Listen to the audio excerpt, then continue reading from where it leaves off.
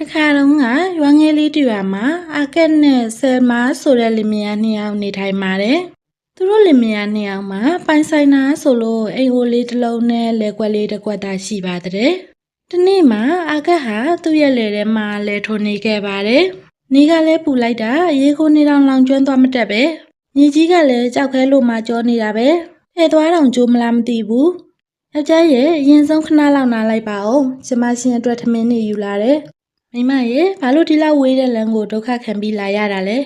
ဲညနေလောက်ဆိုငါအိမ်ပြန်ရောက်မှာပဲကိုရှင်းမျက်နှာကမနေ့ကလေးကညိုးနေတာလေကျမစိတ်မပူပဲနေပါမလားဒါလေးစားလိုက်ပါဦးစိတ်ရှမ်းသာလိုက်တာဒါပေမဲ့ဒီထမင်းလေးနဲ့ပဲပိုက်ဝမလဲကွာဆယ်မရဲ့တခါတလေကြရင်ဒီလိုပွားမျိုးနဲ့ရှင်သန်နေရတာဘာအကျိုးရှိလဲလို့တွေးမိတယ်ခေါင်းကရွှေရှိမှကြအောင်လုပ်တာတော့ကောင်းကောင်းမွန်မွန်ထမင်းတစ်နက်စားဖို့ပတ်စံမလုံလောက်ဘူးလေယောက်ျားရဲ့ဒီလိုမပြောရဘူးလေကျမတို့မှရှိတာလေးနဲ့ပဲတင်းတင်းရမှာပေါ့ဒီနေ့ကျရင်ကံကြမ္မာကကျမတို့ဘက်ကိုမျက်နှာသာပေးလာမှာပါအဲ့ဒီနေ့ကဘယ်တော့ရောက်လာမှလဲဆယ်မငါတို့ရဲ့အိမ်အိုလေးကမိုးရင်းရောက်ရင်ရေတွေယိုနေတယ်ထမင်းတစ်နက်စားရင်နောက်တစ်နေ့အတွက်အမခံချက်ငါတို့မှမရှိဘူးဘယ်ချိန်ထိဒီလိုဆက်သွားနေရမှာလဲငွေရှင်မဟာကျန်စီကယူထားတဲ့ပတ်စံတွေပြန်မဆက်နိုင်ရင်ငါတို့မြေလေးပါအသိမ်းခံရတော့မယ်မိမရဲ့မင်းအိမ်ပြန်နေမှာကွာငါနောက်ကလိုက်လာခဲ့ပါမယ်အကလည်းလက်ခွင်းထဲမှာတယောက်တည်းကြံခဲ့တော့တာပေါ့သူဟာအခုလိုပဲရည်ရွတ်လိုက်ပါတယ်။အိုးဖျားသခင်ကျွန်တော်တို့ကိုထွက်ပေါက်လေးတစ်ခုခုပေးသနာတော်မူပါကျွန်တော်ဒီကြောက်ခဲလို့မြေကြီးမှာပဲအချိန်ထိထဲထိုးနေရမှာလဲအကထဲထိုးနေတဲ့အချိန်မှာပဲထဲသွားဟာမြေကြီးအောက်ကတစ်ခုခုနဲ့ညှိနေပါတော့တယ်ဟောဘာနဲ့ညှိနေတာပါလဲကြောက်ခဲလားဟာတစ်မြစ်တစ်ခုပါလားဒါပေမဲ့ဒီမှာကြီးကြီးမားမားတစ်ပင်လည်းမရှိပဲနဲ့ဒီအမြစ်ကဘယ်ကရောက်လာတာလဲအကဟာဘေဘီကိုကြည့်ပြီးတစ်ပင်ရဲ့မြစ်ကိုလိုက်ရှာနေခဲ့ပါတယ်။အဲ့ဒီအချိန်မှာပဲလက်ခွဲရဲ့တောင်တနေရာမှာထူးဆန်းတဲ့ပင်ငယ်လေးတစ်ပင်ကိုတွေ့လိုက်ပါတယ်။ဒါဘလို့ပင်မျိုးလဲအမြစ်တွေကကြည့်ပြီးအပင်ကြတော့တေးသေးလေးပဲ။ဒါပေမဲ့အရွက်တွေကစိမ့်ဆိုနေပြီးအတော်ကိုလှတာပဲ။ရွက်တိုင်းကလည်းအပြစ်နာစားမရှိဘူး။အကဟာအရွက်ကိုခူးလိုက်တဲ့အချိန်မှာပဲသူ့ရဲ့စိတ်ထဲမှာထူးဆန်းတဲ့အရာတစ်ခုကိုခံစားလိုက်ရပါတယ်။ဟာဒီရွက်ကိုခူးလိုက်တော့စိတ်ထဲမှာတစ်မျိုးကြီးပဲ။ဘာဖြစ်လို့ပါလဲ။ထားလိုက်ပါတော့လေဒီနေ့အိမ်ပြန်ရောက်ရင်ဓမ္မတော်အိုးလောက်ချက်ထားတာကိုတွေ့ရရင်ဘလောက်တောင်ကောင်းလိုက်မလဲဒီလိုနဲ့အာကဟာသူ့ရဲ့အိမ်ကိုပြန်လာခဲ့ပါတော့တယ်အိမ်ကိုရောက်တော့ဆယ်မရေးဆယ်မမင်းပယ်ရီရောက်နေတာလေယောက်ျားကြီးရှင်ပြန်လာပြီလားကျမရှင်ကိုစောင့်နေတာဒီနေ့ကျမတို့အိမ်မှာထူးဆန်းတဲ့ကိစ္စတစ်ခုဖြစ်ခဲ့တယ်ဘာဖြစ်လို့လဲဆယ်မမင်းရဲ့မျက်နှာမှာလည်းအပြုံးတွေနဲ့ပါလားငွေရှင်ကအကျွေးတွေကိုလျှော့ပေးလိုက်လို့လားအဲ့ဒါထက်ပိုထူးဆန်းတဲ့ရှင်မိဖို့ကြောင့်လည်းကိုလာကြည့်ပါဦးဟေးငါတို့ရဲ့မြေအိုးထဲမှာတံပေါက်တွေပါလားဟိုအိုးထဲမှာလည်းကြက်သားဟင်းတွေဒါတွေကဘယ်ကရောက်လာတာလဲမင်းဘသူ့အိမ်ကသွားယူလာတာလဲယောက်ျားရဲ့ကျမဘယ်ကမှမယူပါဘူးမရှင်ကိုစောင့်နေရင်ရုတ်တရက်မိဖို့ကြောင့်လည်းကမွေးကြိုင်တဲ့အနှမ်းတွေထက်လာလို့သွားကြည့်လိုက်တာကျမတို့ရဲ့အိုးအလွတ်တွေထဲမှာအစားအစာတွေအပြည့်ဖြစ်နေတာကိုတွေ့လိုက်ရတယ်လေပြောပါဦးဒါဘလို့ဖြစ်နိုင်မှာလဲအကလည်းသူ့လေခွင်းထဲမှာတွေးလိုက်မိတာကိုသတိရသွားပြီးသူ့ရဲ့မိန်းမကိုအရွက်ကလေးကိုထုတ်ပြလိုက်ပါတော့တယ်ဆယ်မကြီးဒီရွက်ကလေးကိုကြည့်လိုက်ပါဦးဘလောက်တောင်လှလိုက်လဲဒီလိုရွက်မျိုးကိုတခါမှမမြင်ဘူးယောက်ျားကြီးရှင်တာကိုဘယ်ကရလာတာလဲလေကွင်းထဲမှာထူးဆန်းတဲ့အပင်တစ်ပင်တွေ့လို့ခူးလာခဲ့တာငါစိတ်ထင်ဒီရွက်ကြောင့်ဖြစ်မယ်ထင်တယ်ရှင်ပါတွေပြောနေတာလဲရွက်တစ်ရွက်ကြောင့်ဒီလောက်အစားအစာတွေအများကြီးရုတ်တရက်ရောက်လာတာတော့မဖြစ်နိုင်ဘူးလေရှင်ယူသွားပြီလားဒါဆိုမင်းပြောကြည့်လေဒါတွေကဘယ်ကရောက်လာတာလဲငါဒီရွက်တွေကိုခူးပြီးတဲ့နောက်မှာစိတ်ထဲကနေတံပေါက်စားကျင်လိုက်တာလို့တွေးလိုက်မိရဲ့ယောက်ျားရဲ့ရှင်းစကားကြရတာနဲ့ကျမကြောက်တောင်ကြောက်လာပြီဒါမကောင်းဆိုးဝါးတစ်ခုခုရဲ့လက်ချက်များဖြစ်နေမလားထားပါတော့အခုအစားအစာတွေကကျမတို့ရဲ့ရှေ့ကိုရောက်နေပြီပဲရင်စားကြည့်ကြရအောင်လေဘိုက်ဝသွားတယ်ဆိုရင်တော့ဒါဟာတကယ်နဲ့တောက်တာပဲပေါ့မိမကြီးရတာကတော့ငါဘဝမှာတစ်ခါမှမစားဘူးတဲ့အရတာပဲထမင်းစေတိုင်းကထောဘက်လိုပဲရှားပေါ်မှာအေးပျော်သွားတယ်ငါစိတ်ထင်တော့ဒီရွက်ကတာမန်ရွက်မဖြစ်နိုင်ဘူးဒါဆူတောင်းပြည့်ရွက်ပဲဖြစ်မယ်တကယ်သာဆိုရင်ငါတို့မှာဒုက္ခတွေရှိမှာမဟုတ်တော့ဘူးနေပါအောင်ယောက်ျားရဲ့ရန်လက်စိတ်လှုပ်ရှားမနေပါနဲ့ကျမတို့အရင်စမ်းသက်ကြည့်ရအောင်လေအမှန်တကယ်ဆိုရင်တော့ကျမတို့ရဲ့ဘဝကပြောင်းလဲသွားမှာပါဒါဆိုဘလို့စမ်းသက်ကြမလဲကျမတို့ရဲ့အိမ်ခေါင်မိုးကပေါက်နေတာလေမိုးရတဲ့ရောက်ဖို့ကလည်းတိတ်မလို့တော့ဘူးကျမတို့အိမ်ခေါင်မိုးကိုသူ့အစ်စ်တွေနဲ့မိုးပေးပါလို့စိတ်ထဲကနေဆူတောင်းကြည့်ပါလားဘာဖြစ်မလဲကြည့်ကြရအောင်လေအကဲဆူတောင်းလိုက်တဲ့အချိန်မှာပဲသူ့လက်ထဲကအရွက်တစ်ရွက်ဟာပျောက်ကွယ်သွားပြီးတော့အိမ်ပြင်ဘက်ကနေပြီးတော့အတန်တစ်ခုကြားလိုက်ရပါတော့တယ် ယောက်ျားကြီးအပြင်ကပါအတန်လဲသူတို့လင်မယားနှစ်ယောက်ကအိမ်အပြင်ကိုထွက်ကြည့်လိုက်ကြပါတော့တယ်ဟဲကြည့်ပါဦးကျမတို့ရဲ့တက်ကယ်မိုးနေရာမှာသူ့မိုးတစ်ကြီးဖြစ်သွားပြီမိမရေဒါကတကယ်ပဲဟဲ့အခုကစပြီးငါတို့ရဲ့ဒုက္ခနေ့ရက်တွေကုန်ဆုံးသွားပြီဒါပေမဲ့ဒီအပင်အကြောင်းဘသူ့ကိုမှမသိစေနဲ့နော်သိသွားရင်ငါတို့အတွက်အန္တရာယ်ရှိနိုင်တယ်စိတ်ချပါရှင်ကျမဘသူ့ကိုမှမပြောပါဘူးရက်နှင်းငယ်ကြပြီးတဲ့နောက်မှာရွာသားတအုပ်ကအာကတ်နဲ့တွေ့တော့အခုလိုပဲပြောလိုက်ပါတယ်အာကတ်ရေဒီရက်ပိုင်းမင်းကိုမတွေ့ရပါလားဘာကိစ္စတွေဖြစ်နေလို့လဲရုတ်တရက်ကြီးပတ်စံတွေအများကြီးဘယ်ကနေရလာတာလဲရတနာတိုက်တွေ့တာလားကွမဟုတ်ပါဘူးကိုရဒါတွေအလုံးကဖျားသခင်ရဲ့မြတ်တာကြောင့်ပါပြီးတော့နည်းနည်းပိုလို့ဖြစ်တယ်လေအဲ့ဒီချိန်မှာပဲငွေရှင်ကရောက်လာပြီးပိုလို့ဖြစ်တယ်ဟုတ်လားမင်းရဲ့ကြောက်ခဲလိုမြေကြီးကရွှေတွေတီးနေလို့လားငါလူတွေရဲ့အကြောင်းကိုကောင်းကောင်းသိပါတယ်အကဲရေမင်းငါရဲ့ပတ်စံတွေဘယ်တော့ပြန်ပေးမှလဲငွေရှင်ကြီးရဲ့ပတ်စံအတွက်တော့မပူပါနဲ့ခမရပတ်စံခမရရစေရမယ်ရော့ဒါအရင်ယူထားလိုက်ကျွန်တော်နောက်အပတ်ကိုပေးမယ်နော်ဟာပတ်စံတွေကအစ်စ်တွေကြီးပါပဲလားအော်စရာပ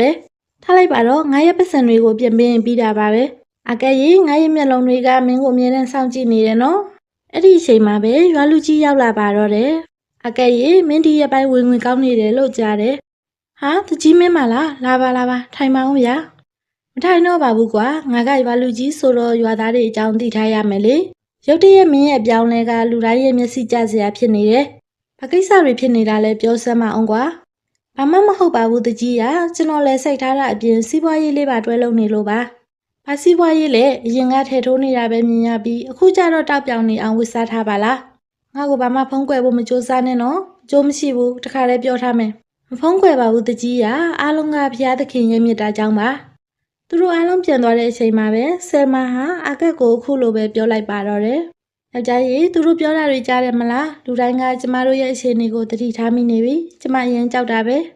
ဲဘာကြောက်စရာရှိလို့လဲကွာငါတို့မှဆူတောင်းပြည့်အပင်ရှိနေတာပဲလေလိုချင်တာအကုန်ရနိုင်တယ်ငွေရှိမဟာကျန်တဲ့တကြီးကိုငါရဲ့ရှောက်အောက်မှာထားပစ်မယ်ဒီလိုစကားမျိုးတွေမပြောပါနဲ့ရှင်ကျမတို့လိုအပ်တာလောက်ပဲတောင်းတင်နေရန်လောဘကြီးတာမကောင်းဘူးနော်မင်းနားမလဲပါဘူးဆယ်မရဲ့အခွင့်အရေးရတော့မှအသုံးချရမယ်ငါဒီရွာမှာအရှမ်းသာဆုံးဖြစ်ရှင်နဲ့ငါတိုက်ရင်ကြီးစောက်မယ်ယောက်ျားရဲ့ဒါတွေကကျမတို့အတွက်တကယ်လိုအပ်လို့လားအခုလဲကျမတို့ရဲ့ဘဝကအေးချမ်းနေတာပဲလေအေးချမ်းနေဟုတ်လားအိမ်ဦးလေးထဲမှာနေပြီးတနက်စားတနက်ငတ်နေတာကိုမင်းကအေးချမ်းနေတယ်လားအဲ့လိုအခြေအနေမျိုးကိုငါထပ်မလို့ခြင်းဘူးဒီနေ့ပဲတိုက်ရင်ကြီးတစ်လုံးရဖို့ဆူတောင်းလိုက်မယ်နေ့ပြန်ကြရင်ငါတို့ရဲ့အိမ်ကနန်းတော်ကြီးဖြစ်နေစေရမယ်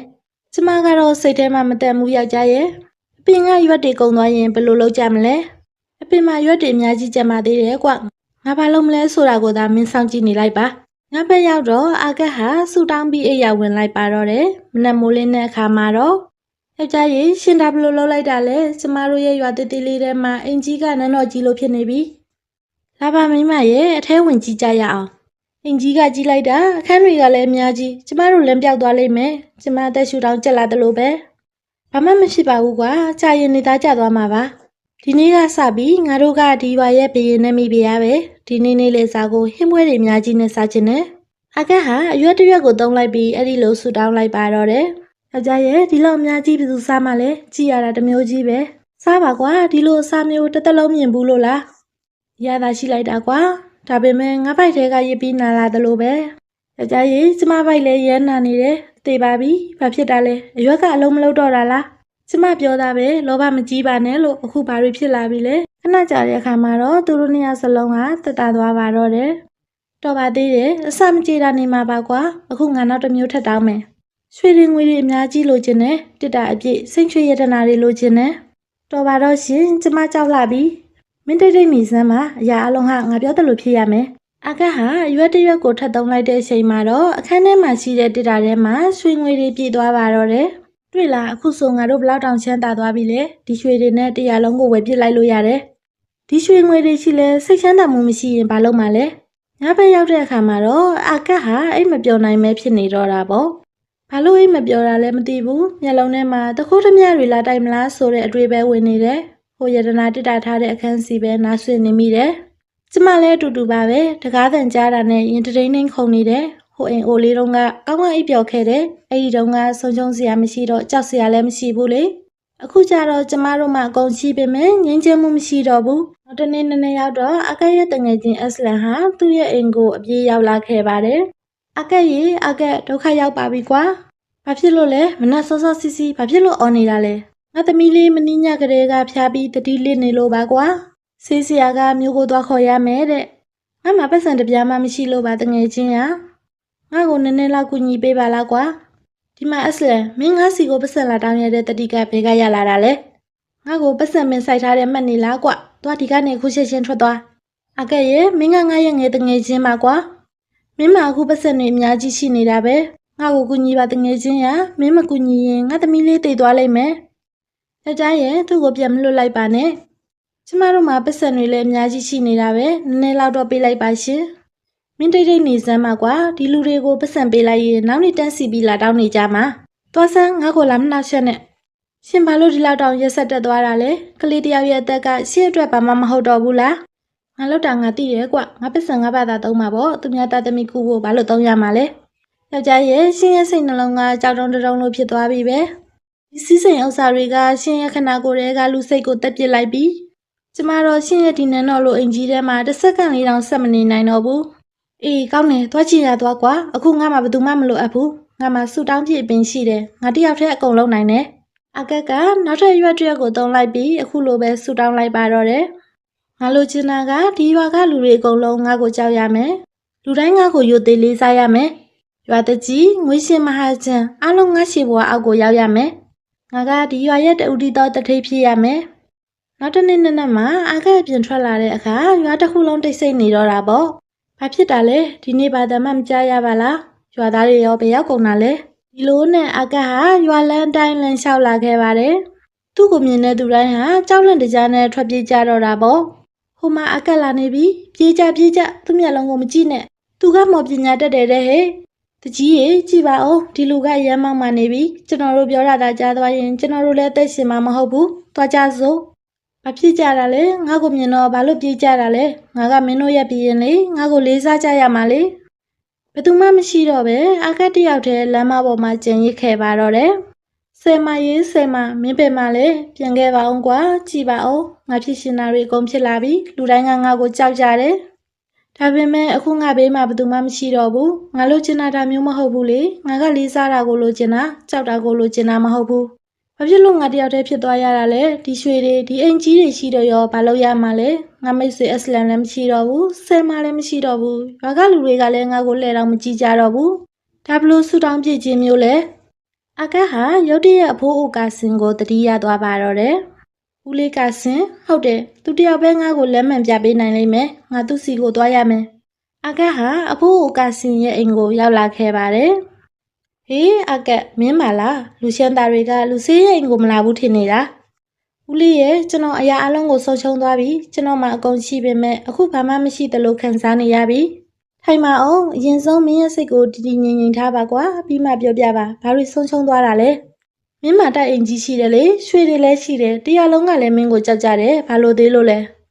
ကျွန်တော်ဒါတွေမလိုချင်ခဲ့ပါဘူးဦးလေးရကျွန်တော်လိုချင်တာကပျော်ရွှင်ငြိမ်းချမ်းမှုပါမိသားစုကိုကောင်းကောင်းထားချင်ရုံပါဒါပေမဲ့အခုကျွန်တော်တယောက်တည်းဖြစ်နေပြီအကက်ရေလူတွေကတစ်ပင်ဆိုင်ရင်အသီးပွင့်ကိုမျောလင်းကြတယ်ဒါပေမဲ့မင်းကလောဘဆိုတဲ့ပေါင်းမင်းကိုစိုက်လိုက်တာကိုအဒီကနေအစိတ်သီးတွေပဲဒီမှာပေါ့ကျွန်တော်အဲ့လိုနားမလည်ခဲ့မိဘူးဦးလေးရအာနာမတ်ပြီးမျက်စိကန်းသွားခဲ့တယ်အခုကျွန်တော်ဘာလုပ်ရမလဲအကက်ရေမင်းလည်းထဲမှာလှုပ်တော့ကမင်းမပါရှိလဲဘာမှမရှိဘူးမဟုတ်လားအိမ်ဟိုလေးရဲ့သမင်းချမ်းလေးရဲ့ပဲရှိတာဒါပေမဲ့မင်းမဆယ်မရဲ့မြတ်တာတွေရှိတယ်အင်းနီနာချင်းနေနဲ့စကားပြောခွင့်ရှိတယ်အက်စလမ်နဲ့ခင်မင်းမှုရှိတယ်လှုပ်ပြီးရင်စိတ်ချမ်းသာတာနဲ့အိမ်ပြန်နိုင်တယ်လေအခုကျတော့မင်းရဲ့တိုက်အိမ်ကမင်းကိုပြန်ဝါမလို့ဖြစ်နေပြီရွှေတွေကိုကြည့်ပြီးကြောက်နေရပြီဒါဆိုမင်းရဲ့တကယ်စစ်မှန်တဲ့ပိုင်ဆိုင်မှုကဘာလဲဟိုရွှေတွေလားဒါမှမဟုတ်ငြိမ်းချမ်းမှုနဲ့မေတ္တာတရားလားကျွန်တော်အမကိုကျွန်တော်သိပါပြီဦးလေးရကျွန်တော်ရဲ့စစ်မှန်တဲ့ပိုင်ဆိုင်မှုတွေကိုကိုယ့်လက်နက်ကိုဖျက်ဆီးလိုက်မိပါပြီပြင်လို့ရနိုင်မယ်လည်းမရှိတော့ဘူးလားလမ်းဆိုတာမျက်ရှိပါတယ်အကက်ရပြန်လှည့်ခြင်းတဲ့စိတ်ကစစ်မှန်ဖို့ပဲလိုတာပါကျွန်တော်နားလဲပါပြီဒီလောဘစိတ်ကြောင့်ကျွန်တော်အပြစ်တွေကျူးလွန်မိတယ်ဒီအပြစ်ကိုကျွန်တော်ပြန်ပေးဆက်ရမယ်အကက်ရေဖြစ်ပြီးရတွေကိုအပြီးဖြတ်လို့မရတော့ဘူးအမယုတ်ကတော့ကျန်ခဲ့မှာပဲဒါပေမဲ့အတိတ်ကပြန်ဆလို့ရတယ်ဒီတစ်ခါတော့ကိုယ့်အတွက်မဟုတ်ပဲသူများအတွက်တစ်ခုခုလုပ်ကြည့်လိုက်ပါအကက်ဟာထူးဆန်းတဲ့ပင်ရှိရာကိုပြေးသွားခဲ့တော့တာပေါ့အပင်စီကိုရောက်တဲ့အခါအပင်မှာအရွက်၃ရွက်ပဲကျန်တော့တာကိုအကက်တွေ့လိုက်ရပါတယ်ဆူတောင်းပြပင်လေးငါမင်းရဲ့စွမ်းအားကိုအလွဲသုံးစားလုပ်မိတယ် ငါဟာလောဘကြီးပြီးအတက်ဆန်ခဲ့တယ်ငါကိုခွင့်လွတ်ပါအခုငါလိုချင်တာကတငယ်ချင်းအက်စလန်ရဲ့သမီးလေးအပြေးအဝကျမ်းမာလာစေဖို့ပါသူယောဂတွေပြောက်ကင်းသွားပါစေအကက်အဲ့လိုဆူတောင်းလိုက်တဲ့အချိန်မှာပဲအပင်ကနေရွက်တွေပဲပြောက်ကွယ်သွားပါတော့တယ်အကက်လည်းအက်စလန်ရဲ့အိမ်ဘက်ကိုပြေးသွားကြည့်ရကလေးရည်တန်ကိုကြားလိုက်ရပါတော့တယ်အော်ဆရာပဲငါသမီးလေးမျက်လုံးပွင့်လာပြီဖျားလေးကျသွားပြီသူရဲတောင်ရဲနေပြီဒါဖျားရှင်ရဲ့မြတ်တာပဲအကဟာသူ့တငယ်ချင်းရဲ့အဖြစ်ကိုအဝေးကနေကြည့်ရင်မျက်ရည်တွေကျနေမိတာပေါ့သူစိတ်ထဲမှာထူးဆန်းတဲ့ငြိမ်သက်မှုကိုခံစားလိုက်ရပါတော့တယ်ဒီတစ်ခါမှာတော့အကကငါဆူတောင်းပါတယ်ငါတို့ရွာကခင်းလျှောက်သွားတဲ့ရေတွင်းကြီးကြီးလင်းတဲ့ရေတွင်းနဲ့ပြေးလာပါစေရွာသူရွာသားတွေရဲ့ရေရှားပါတဲ့ဒုက္ခတွေကင်းဝေးသွားပါစေနောက်ထပ်ရွာတစ်ရွာကပျောက်ကွယ်သွားပါတော့တယ်ဟေးကြည့်ကြပါဦးရေတွင်းထဲမှာရေတွေပြေးလာပြီကြီးလင်းနေတာပဲဒါဘလို့ဖြစ်တာလဲမနေ့ကမှရှောက်ကတ်နေတာဒါဖျားသခင်ကဲမတာပဲအကဟာတစ်ပင်စီကိုနောက်တစ်ကြိမ်ပြန်လာခဲ့ပါတယ်တစ်ပင်မှာအရွက်တိပတ်သာကျန်မာတော့တယ်အခုငါအတွက်ပါတောင်းရမလဲဆယ်မကိုပြန်တောင်းရမလားဒါမှမဟုတ်ငါအိမ်အိုလေးကိုပဲပြန်တောင်းရမလားအကလည်းခဏမျှစဉ်းစားလိုက်ပြီးမဟုတ်ဘူးငါကိုအတွက်ဘာမှထပ်မတောင်းတော့ဘူးငါမှားခဲ့တဲ့အမှားမျိုးဘယ်သူမှထပ်မမှားပါစေနဲ့ဒီလောဘထောင်ချောက်တဲ့ကိုဘယ်ရိုးသားတဲ့လူမှမကြောက်ရောက်စေရဘူးဆူတောင်းပြစ်တစ်ပင်လေးရေဒါကတော့ငါရဲ့နောက်ဆုံးဆန္ဒပဲမင်းရဲ့စွမ်းအားတွေအကုန်ပြောက်ကွယ်ပြီးတာမန်တစ်ပင်ကလေးဖြစ်ပြန်လဲရှင်သန်မှာတော့ကွယ်မင်းရဲ့ဘယ်ရွက်ကမှဘသူဆန္ဒကိုမှမဖြစ်စည်းပေးနိုင်ပါစေတော့နဲ့လူကိုလူစိတ်ကုန်စေတဲ့ဒီလိုစွမ်းအားမျိုးဒီကဘာကြီးမှမလိုအပ်ဘူးနောက်ဆုံးရွက်ကလေးလည်းတောက်ပတဲ့လင်းရောင်တွေထုတ်လွှတ်ပြီးပျောက်ကွယ်သွားပါတော့တယ်အဲ့ဒီနောက်မှာတစ်ပင်လေးကတာမန်တော်ရိုင်းပင်လေးတစ်ပင်အဖြစ်ပြောင်းလဲသွားပါတော့တယ်